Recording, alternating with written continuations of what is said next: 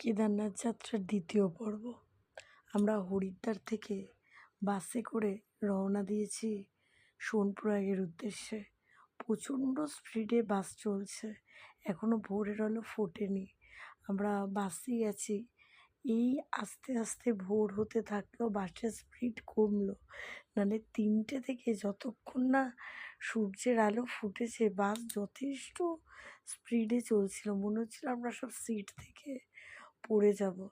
মানে বাসে যেতে যেতে এক একটা অপরূপ দৃশ্য, মানে খুব সুন্দর, এক একটা দৃশ্য খুব সুন্দর।